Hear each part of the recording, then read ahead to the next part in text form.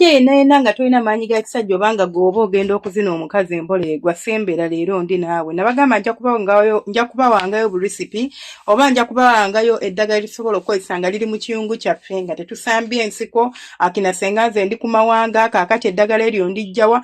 It does not cost you okugezaako ku ddagala ojja kudda oŋŋambe senga kanaatekko kakambwe kasita obeera ng'okakozesa ojja kuba olabawo enjawulo. Njagala omusajja yenna nga gw'oli eyo ng'ogamba mukazi wange nze senga munnange sobola kumuzina bbanga liwerako oba nze sigenda luutu yakubiri lino eddagala lijja kukolera wabula mbawooninga nga tenunaba digendamu lino eddagala terijjanjaba kirwadde kyakumala mangu likuyambako buyambi. Namba 2 ng'ovudde ku kyokuba nti tegenda kojjanjaba kubeera ng'omala mangu tolirilayingako nnyo okubeera ng'obitabula buli lunaku ng'obinywa too much oba excessive usage erinza okufuukira ekizibu. Once in a while nti njagala kusanyusaako ku mukyala wange nange muzineko ebinyuma lw'oba ogenda okukozesa eddagala lino oba lw'oba ogenda okukola ebintu bino bye ngenda okubeera nga nkulagirira. Fena tulina katungulu cumu ewaka. Omuntu bayiza batena na katungulu cumu simanyi kyoliko kuba katungulu cumu kye kimu ku bintu ebiyambira ddala omubiri gw'omusajja oba omukyala. Ne bw'obanga tebiyambye omubiri katungulu cumu munnange omukuumira mu nnyumba kigoba emizimu. Kitegeeza olina okuba ng'omuyina ojja kunfunira katungulu cumu. Katungulu cumu eyo ekisooka bw'oba omukonsumers oba oba omulidde oba omunywedde agenda kuyambako okuimproving entambula y'omusaayi oba okutereza entambula y'omusaayi mu mubiri gwo. Omusajja yenna of course tukimanyi okuuma omuyimo blood flow is like something ekitalina kubulawo. As long as you have a strong and healthy blood flow buli kimu kiba kigenda kutambulira bulungi. Namba 2 katungulu cumu oyo gwolaba tugenda mutabikamu ebirala wabula katungulu cumu oyo gwolaba agenda kuyambako oba ina properties ezikuyambako okubeera nga ogenda kubeera nga tokoowa mangu obanga like katugambe okooye of course the stress of the day wakoze nyo you feel fatigued omubiri owulira nti gukooye owulira oyagala kwebaka biki bw'oba oyagala kubeetinga fatigue yo oba oyagala kubeera ng'oddamuko ku maanyi kozesa katungulu cumu agenda ku boostinga energy levels zo agenda kukoleranga bolaba buno bu energy booster babuyita energy booster Red Bull twala tugende amaanyi gagenda kuddamu nabagamba omusajja atalina maanyi tozina mana anti ozinanga bwogwa mbuuza lwaki omubiri oba oli ante gulina maanyi n'akasolo tekalina maanyi darling kitegeeza togenda kuwangayira mu mana bbanga likola ki liwerako. Ekirala katungulu cumu agenda kuyambako okuboostinga ku hormones zo ate nga hormones zo zino eno nabagamba nti tulina hormone gye tuyita testosterone kati singa Katonda akuyambako oba singa Katonda akuyamba ng'oli muntu alya katungulu cumu oba n'omukozesa nga bwe ngenda okukulagirira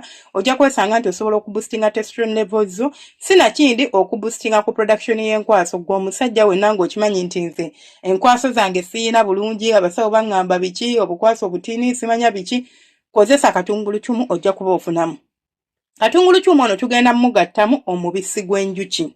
Omubisi gw'enjuki guno nno gwo gugenda nawe kuyambako okuproducinga testosterone. Omuntu atategedde kyempita testosterone it's a hormone oba hormone eri mu mubiri gw'abasajja ebayambako okubanga bawangaaza omuyimo oba nga bafuna obwagazi. Erina okubeera nga producingibwa in moderate sizes oba erina okuba nga producingibwa nga bw'eba yeetaagisizza okubeera ng'osobola okukuuma omuyimo oba okubeera nga tosobola kubeera ng'ogukuuma. Singa Katonda akuyamba oba Katonda akuvaamu n'obeera nga testosterone levels ziri wansi ogenda kwesanga nti gwe okumaintaininga omuyimo kizibu nnyo oba okuyima kikufuukira kizibu. Ate si kyo kyokka ogwo omubisi gw'enjuki gukuyambako naawe era okuproducinga ku sperms ezitegeerekeka oba eziwerako which increases the chances of okuzaala mu abalina ebizibu by'okufunisa abantu embuto. Ekyo kye tugenda okubeera nga tugenda kukozesa gundi kaawa ono ye kaawa oba coffee ye agenda naye kuyambako ku bintu bino wammanga oba alina obusobozi obukola bino wammanga. Ekisooka engeri gy'abeeramu caffeine akuyambako okubeera nga like relaxinga oba agaziya blood vessels zo blood vessels ezikuyambako okutambuza omusaayi which is going to help to enhance circulation and kigenda kubeera nga kikwanguyira okuba ng'okuuma omuyimo oba ng'oyima mangu gw'omuntu alwawo okuyima. Then n'ekyokubiri kyekyokubeera nti naye kaawa akuwa amaanyi. Of course we all know kaawa alinganga energy booster oba coffee alinga energy booster. If you feeling low wula tolina maanyi nywa kakaawo ojja kubeera ng'oterera oba olunaku lwo nga lukutererera. So kaawo naye agenda kuyambako mu mbeera efaanaganako bwetyo okubusitinga amaanyi go, which means ogenda kubeera ng'osobola okwendiwaringa ate nga n'omubiri gwo guli active ng'ozina emmana, si kuzina mmana ng'oli awo osumagira oba ng'oli ku bibyo.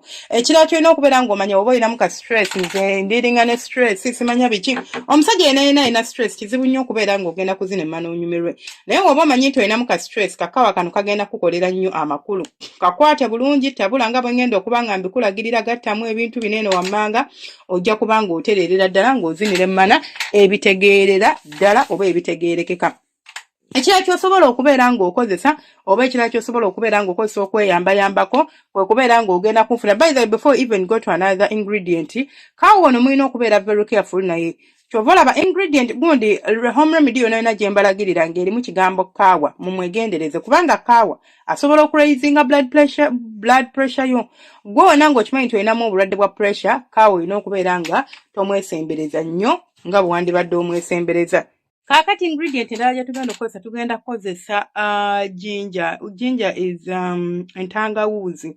Entangawuuzi eno tugikozesa tutya oba entangawuuzi eno etuyamba mu ki? Entangawuuzi nga bwe njogedde ku birala byonna egenda kuyambako okuboostinga energy levels zo, wabula ate ekiri ku ntangawuuzi nti yo ekuwa obwagazi. Mwena mukimanyi abantu abawangadde nange oba omuntu ng'oluddeko ku channel yange nabagamba nti oba ngenda nkyogerako nnyo ti omuntu okubeera ng'osobola okuzina emmano olina okuba ng'olina obwagazi. Bw'oba tolina bwagazi tosobola kuuma muyimo. Ku bakyala oba tolina bwagazi emmano tesobola kubeera mu mazzi. Kyokka ate entangawuuzi yo nnungi nti naawe ku mukazi esobola okukolera naye gwe tujja kubiraba ebibyo olunaku olulala oba oluvannyuma.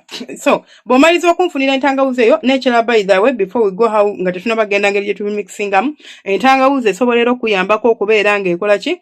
Ng'eboostinga entambula y'omusaayi oba ng'ekuyambako okubeera nga ekuyambako ku inflammation. Gwe omuntu nti nno nti mpulu anumirizibwa simanya mu nnyingo, simanya we mba nfukamidde okuzina omukazi, simanya ate nkoowa mangu, naawe genda kuba ekuyambako. Naawe alina ka stress, entangawuuzi esobola okubeera ng'efightinga stress because of the properties zerina. Kati tubitabula tutya? Tobigratinga, tobisekula. Funira entangawuuzi ogichopping in small bits like ng'ogichoppinga mu buntu butini. Bw'omala ogichoppinga giteeke ebbali. Bw'omala okunfunira entangawuuzi n'ogikola ekyo, nfunira katungulu cumu naye mukola ekintu kye kimu. Mu chopping oba musaleesale mu pieces obutini ennyo. Bw'omaliriza okubifuna nabyo biteeke ebbali oba bigatte wamu. Kati nfunira ejjiiko. Kati katugamba osobola okwata ejjiiko y'entangawuuzi emu ebiri chopped. N'okwata ejjiiko ya garlic emu ali chopped. N'onkwatira n'ejjiiko ya kaawa emu n'ogattamu, then n'obinjira mu mazzi agabuguma. Agabuguma amazzi agookya like boiling water omaze ogajja wali, bino biteeke mu kikopo then iwamu. Bw'omaliriza n'onkwatira omubisi gw'enjuki n'oteekamu n'otabula. Bireke bibeerewo akabanga like bibeere nga bisobola okubeera nga biconcentratinga oba nga bitabika bulungi. Bwe bimala nga obiraba binaatera okubeera nga biwola tobinywa nga biwoze, but ng'obiraba binaatera okunywa nga biwola bituuse ku stage enyweka, njagala obikwate obistraininge oba obiggyemu. Amazzi gokka g'oba olembeseemu ge weetaaga bino suula onywe, ojja kumbuulira results ojja kukwasaako mikono ebiri. Ebyo ebintu by'olaba bireega omukira. Ebyo ebintu by'olaba bisobola okuwa amanyi n'ozina emmana ng'omukira tegugwa. Gwe simanya ntambula luutu emu, simanya senga nze n'eddakiika zange munange teziwera, wabula kano nka emphasizingako. Eddagala oluusi ligaana okukola kubanga tuba tujjanjaba ekintu ekikyamu. Bw'oba omanyi nti gwe ekikusumbwa ekikuganya okuzina emmana infection, gugenda kwereega tegugenda ggaana cause tuli gukaka okwereega. Wabula tetugenda kujjanjaba infection yo. Kitegeeza infection yo egenda sigala ng'ekusumbuwa. Kati wobanga oli mugezi gendako mu ddwaliro bakkebere okeka nti nno tolina infection oba okakasa nti ekikusumbwa kye kino tugezeeko okukijjanjaba nga tusinziira ku basawo kye baba batulabudde oba kye baba batugambye. Sigadde nze Senga 5256 temwera subscribinga, likinga no commentinga. Omukama abanjagalire abankuumire mubeere bulungi temujjanga okumbaagaliza okuzina emmana obulungi.